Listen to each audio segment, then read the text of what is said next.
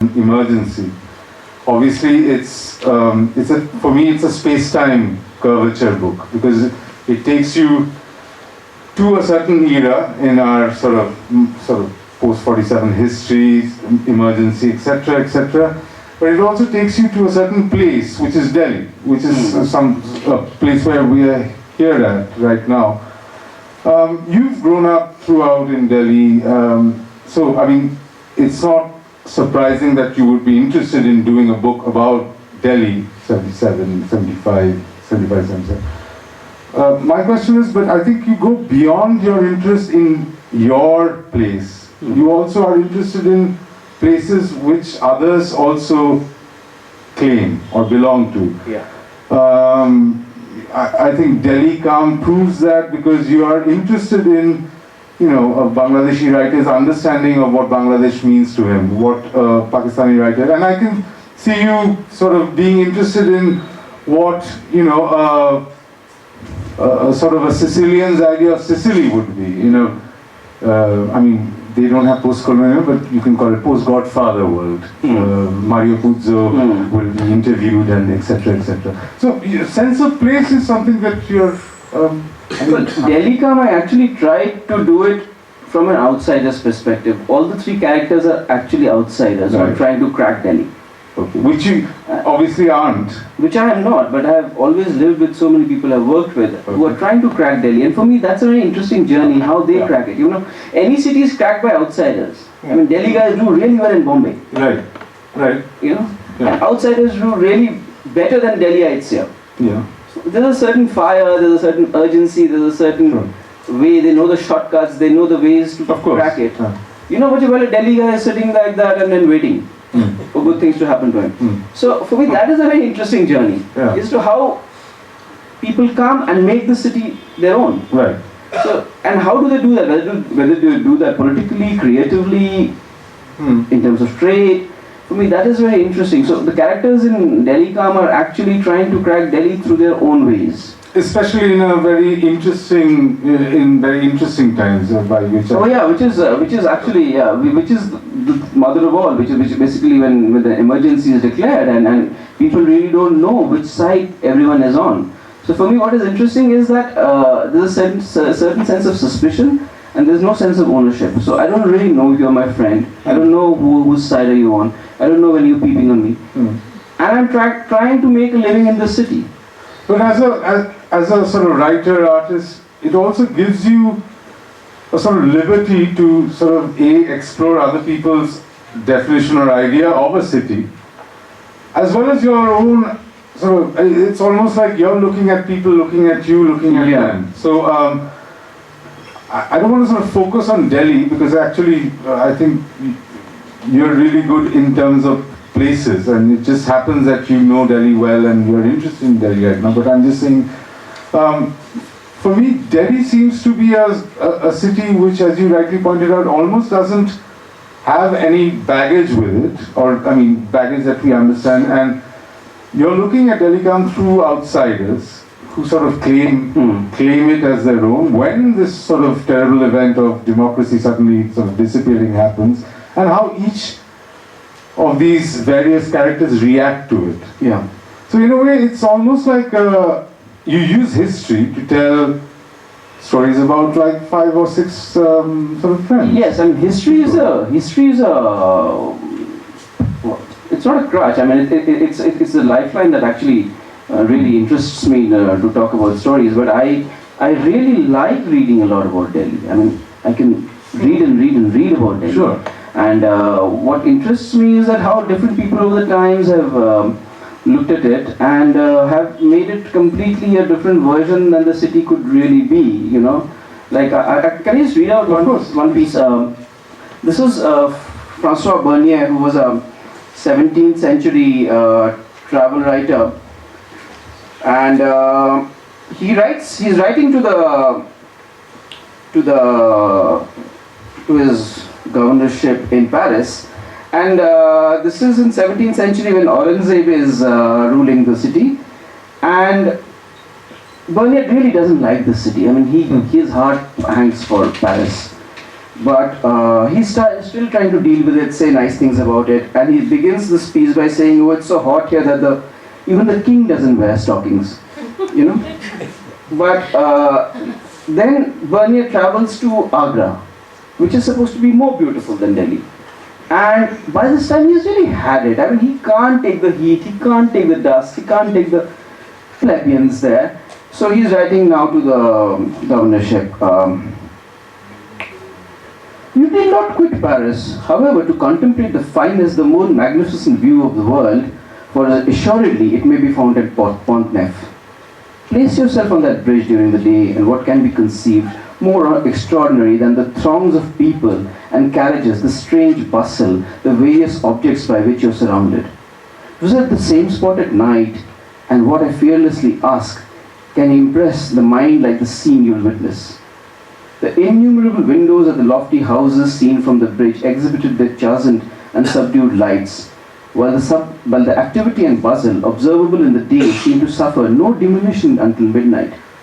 There, honest citizens, and what never happens in Asia, their handsome wives and daughters perambulate the streets, without apprehension of quagmires or the thieves, and to complete the picture you see in every direction long lines of brilliant lamps, burning with equal constancy in foul and fair weather. Yes, my dear friend, when you are on Pont Neuf at Paris, you may boldly aver, on my authority, that your eyes behold the grandest of all artificial scenes in the world, except possibly parts of China and Japan, which I have not visited. What will the view be of its beauty when Louvre is completed? This is the time when Louvre is being built.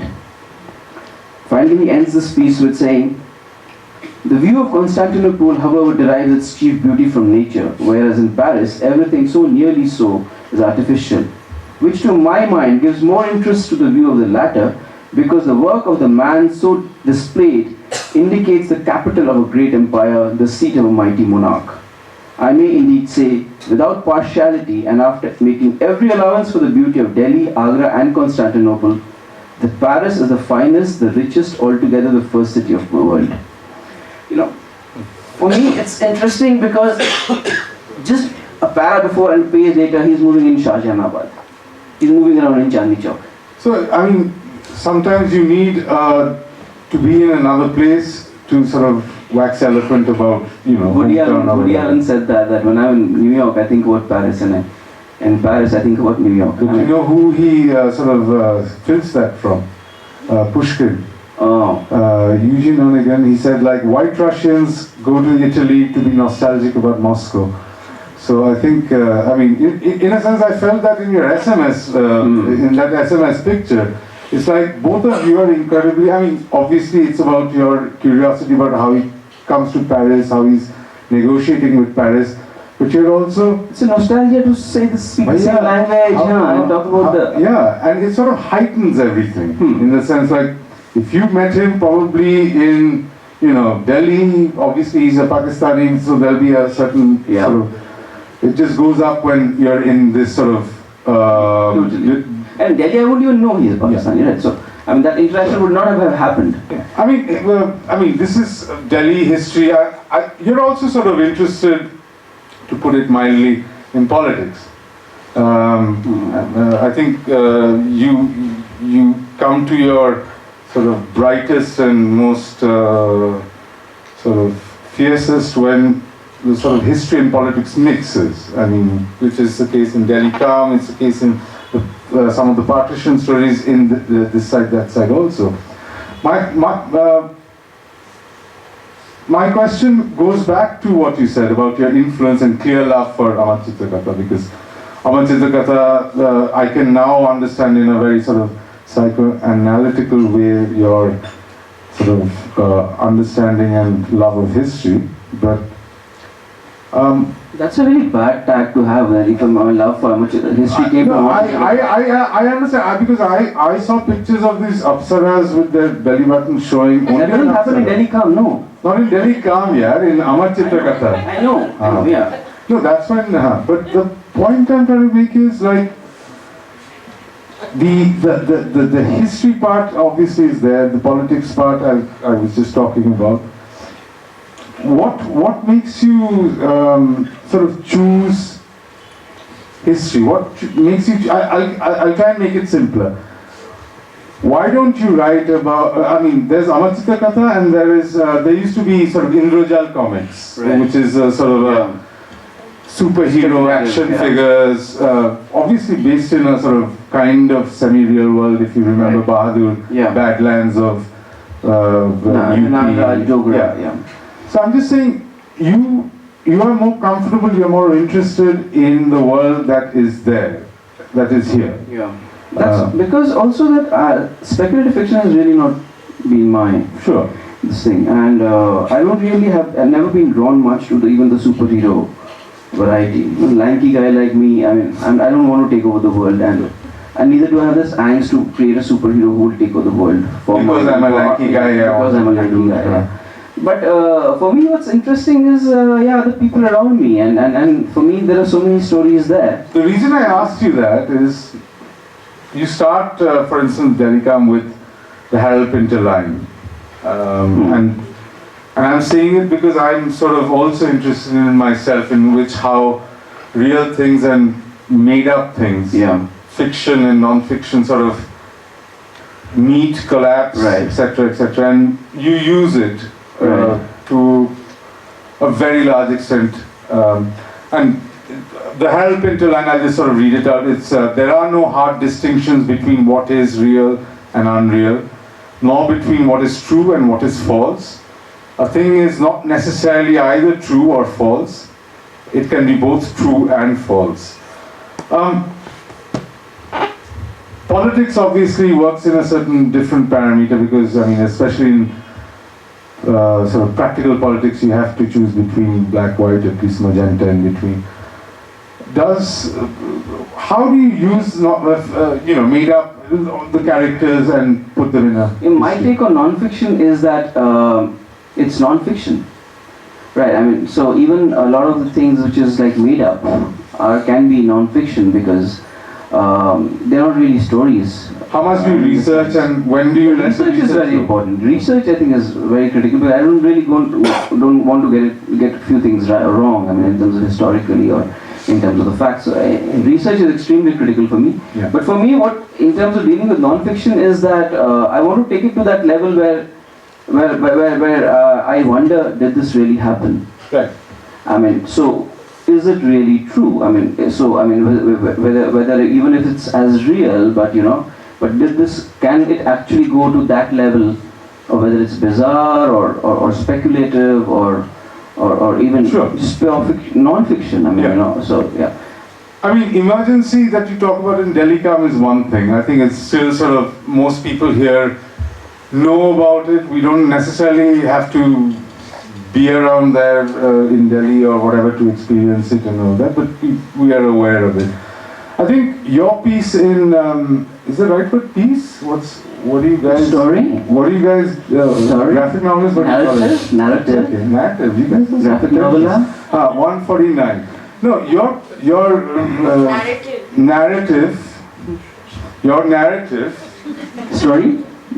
I like narrative more. I mean, it sounds cooler. Cooler, yeah. Your narrative in This Side, That Side is actually a slice of history. You talk about a slice of history which is less familiar to most people than, let's say, Emergency or 84 Sikh riots or things that we still talk about. I mean, one day, probably 10 years down the line, we'll talk about 92 Gujarat riots.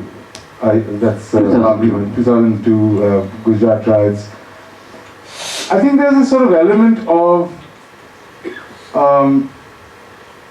you telling the reader that this actually happened. There's a sort of urge for you to make people remember things. Yeah.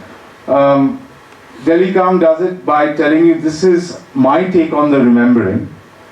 A Good Education, which is the narrative in this collection, This Side, That Side, not only does your take of, and it's a very personal kind of take, but it also tells the reader that this actually happened. So there is a sort of element of didacticism which is there, which kind of is, I think it's interesting. Do you feel the need to tell people No, it's also, I think, I Can you get some? I don't really have this thing that I need to tell people. I think No, it's a good do thing. stories to know a bit about myself, because Yeah. these are the things I would explore. Could you give us Just a to little know. background Yeah, about so what a good education is about? Is about it's a non-fiction. It's going to come up Okay. somewhere. Oh, yeah. Okay. So good education is about. I was living in Lajpat Nagar. It's a story in the Partition anthology, and it's about we were growing up in this refugee home in Lajpat Nagar, and I was interacting a lot with the refugee kids there, and we are ourselves are refugees, but we are more the privileged refugees. So this is this whole dilemma going around in the house, that this guy is spending too much time with these refugee kids, so he's likely to get spoiled. So we must put him to good school, and there are no good schools around, because my grandmother really wanted me to put me up in a Bengali school so that I could learn some Bengali. Sort of mid-70s, late 70s. Mid-70s, yeah. And then there's a new school called Bluebells that happened somewhere in a garage, in a house there, on Firoz Gandhi Marg. So they said, okay, that's the nearest school, let's put him there. And there's a whole dilemma in the house as to, but then he'll never learn Bangla. So said, forget the Bangla, let's just put him into a school, and this guy's getting spoiled. Yeah. So it's about that particular story and how I got into this particular school, and I stayed there for the rest of my school years. And it's intercut with my grandmother's experience in a refugee home in a place called Dandakaranya, which is in central India, which is now known for the Red Corridor. But she had written this book about her Experiences, yes. Yeah. So, well, she was not technically supposed to write it because she was under oath by the government of India. Okay. Because she was supposed to go there and get children from the camps into Delhi so that they would get educated under a government scheme, and they would be taken away from the mothers. This is 1971 Bangladesh, East Pakistan, Bangladesh. This is a lot of the refugees who start coming in from 65 till 71. Okay, so post 47 as well as Yes. And they are brought in, and she's supposed to be representing the state, and it's a long way from Bangladesh, isn't it? well, they all came to West Bengal first, and then they were put into different places like Central India, Andamans, Nainital. So this is a lot that goes into. But your grandmother, who is, you actually collaborate this particular piece with your text, grandmother. Yes. So she writes this book. Omiya Sen. Yeah, so she writes this book, and she writes this book under cultural garb, and she gets it published. Okay. Because had she published it as a non-fiction piece, she would have lost her job. Okay. So I have taken a lot of the text from her book and her interaction, because she says, I'm supposed to take these widows, I'm supposed to convince these widows to give away their children. I'm supposed to carry them to Delhi, and they will not meet them for the next 10 years of their lives. And I'm supposed to convince them, please let go of your children. They've lost their land, they lost their families, they lost their husbands. Now they're supposed to lose their children as well. So, for her, it's that dilemma of being a woman, being telling parents, mothers in particular, that your kids are going to get a better life, but the deal is, it's a sort of Faustian deal, isn't it? It's a Faustian deal, and also what the government does not tell them initially is that even your dole is going to get cut. Right, yeah. Right, so for her it's the dilemma, how do I get this point forward? Till she gets stumped at a point where this woman says, you take them, we don't want them here, at least let them have a life. So that really stumps her. So for me, that is an important part of the story, because here she is dealing with her own grandson's education, getting spoiled, all of that, and it's such a minor problem compared to theirs. Of course, So for me, that is the interesting part of that story, is how do we deal with both your own experiences which you had in that refugee camp and your experiences at home.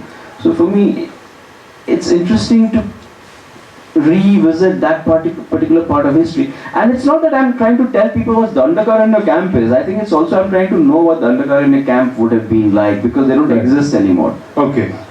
They don't exist anymore. What happened was that it's sort of semi-mythological, isn't it? Yes. In that sense. And they have disappeared, right? Dandakaranya has certain genuine mythological it's the place of exile, because even Ram went for his exile to Dandakaranya. So it's the fate of that place to be a refugee camp forever. So it is a sort of modern Amar Chitrakatha, if you will. Well, yes, yeah. Yeah. And yeah, I mean, but if you look at even Lajpat Nagar, even that's a modern Amar Chitrakatha Yeah. today. I mean, you know, because I mean, Lajpat Nagar is a place, and I've said this in many places, that Lajpat Nagar is a place which is usually, basically, it's a refugee colony. The West Pakistan refugees were settled there. They got land and they were settled there. And within that space, there's a small little piece of land called Kasturba Niketan, where the Bengali refugees, the impoverished, backward caste Bengali refugees, were put into the homes, right?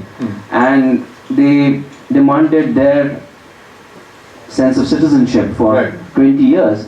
And while working on this story, I visited that place. Right. It doesn't look anything like that. It doesn't look like anything but refugee home, because that same piece of land has been divided by the inmates of the refugee camp, and they've been given that particular land. Okay. Now what they do is they build these small little houses there, and they rent it out further to the Afghan tourists. Okay. Yeah. And they get rents in dollars at par with GK or Deaf Hall. Yeah. So it's the fate of Lajpat Nagar again to be, you know, refugee forever. So for me, these places are very interesting because they are like, as you said, I mean, the modern mythologies. Yeah. So exploring these places, you know, I mean, Lajpat Nagar used to be, it's still a BJP stronghold, because the West Pakistan Punjabi Sort of went for a sense of identity in that double particular party. force. Yeah. Of course. And they let these guys in who are Muslims, who eat meat, you know, all of that. And the Afghans started coming into Lajpat Nagar even when we were kids during Najib's time.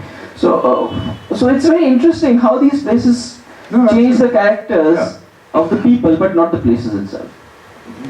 As in, sort of, the geographical structures remain the same, but you have this whole thing. Yeah. It's almost like a sort of like stop motion camera kind of thing happening. I mean, politics, identity, these are all extremely serious things, but we're talking about also your ability to tackle the satirical genre. You have dealt I think that's a problem, because I think I've positioned myself far too seriously.